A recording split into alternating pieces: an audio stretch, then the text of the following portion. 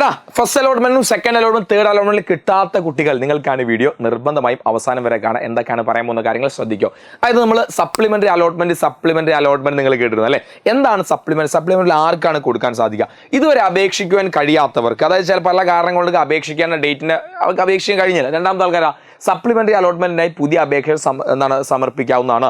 മുഖ്യഘട്ടത്തിൽ തെറ്റായ വിവരങ്ങൾ നൽകിയത് മൂലവും ഓപ്ഷനുകൾ നൽകാത്തതിനാലും അലോട്ട്മെന്റിന് പരിഗണിക്കാത്ത അപേക്ഷകർക്കും സപ്ലിമെന്ററി ഘട്ടത്തിൽ പുതിയ അപേക്ഷകൾ അല്ലെങ്കിൽ നിലവിലുള്ള അപേക്ഷകൾ പുതുക്കി സമർപ്പിക്കാവുന്നതാണ്. അതായത് ഇത്രയും കാലമായിട്ട് ഒരു അലോട്ട്മെന്റിലും തങ്ങളെ പരിഗണിച്ചിട്ടില്ല, അല്ലെങ്കിൽ അലോട്ട്മെന്റ് കിട്ടിയിട്ടില്ല, ഇതുവരെ കൊടുക്കാൻ സാധിച്ചില്ല, പല തെറ്റുകൾ കാരണം അലോട്ട്മെന്റ് പുറത്തായി പോയി.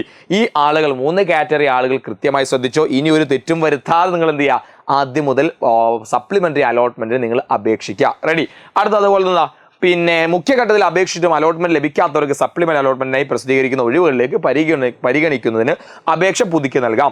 മുഖ്യഘട്ടത്തിൽ അലോട്ട്മെന്റ് ലഭിച്ചിട്ടും തെറ്റായ വിവരങ്ങൾ അപേക്ഷയിൽ ഉൾപ്പെട്ടതിനാൽ പ്രവേശനം നിരാകരിക്കപ്പെട്ടവർക്കും ഈ അവസരത്തിൽ തെറ്റുതിരുത്തി അപേക്ഷ പുതുക്കി സമർപ്പിക്കാവുന്നതാണ്. തുടർ അലോട്ട്മെന്റുകളുടെ വേക്കൻസിയും നോട്ടിഫിക്കേഷനും മുഖ്യ പ്രവേശന സമയം പരിധിക്ക് വെബ്സൈറ്റിൽ പ്രസിദ്ധീകരിക്കുന്നതാണ്.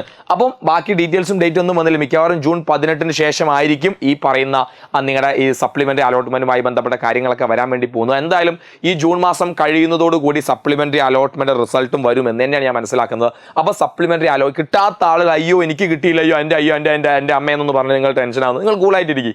സപ്ലിമെന്ററി അലോട്ട്മെന്റ് കൂടി വരാനുണ്ട്, അതിൽ നിങ്ങൾക്ക് കിട്ടും എന്ന പ്രതീക്ഷയിലിരിക്കുക. സോ കിട്ടാത്തവർക്ക് നിങ്ങളുടെ എല്ലാ ഫ്രണ്ട്സും ഈ വീഡിയോ ഒന്ന് ഷെയർ ചെയ്യുക, സമാധാനത്തിലിരിക്കുക. എന്തായാലും ജൂൺ 18 തേർഡ് അലോട്ട്മെന്റ് വരെ കംപ്ലീറ്റ് ആയി. സ്കൂളുകൾ അല്ലെങ്കിൽ പ്രവേശനോത്സവം എന്നൊക്കെ പറയുമ്പോൾ അതൊരു പ്രോസസ്സാണ്, അല്ലാതെ ക്ലാസ്സും സ്റ്റാർട്ട് ചെയ്യുന്നില്ല. നിങ്ങളെല്ലാവരും സ്കൂളിലൊക്കെ എത്തിയിട്ട് ക്ലാസ് സ്റ്റാർട്ട് ചെയ്യും. ഓക്കെ, അപ്പോൾ ഹാപ്പി ആയിട്ടിരിക്കാം. അപ്പോൾ സപ്ലിമെന്റ് അലോട്ട്മെന്റ് വരാണ്ട്.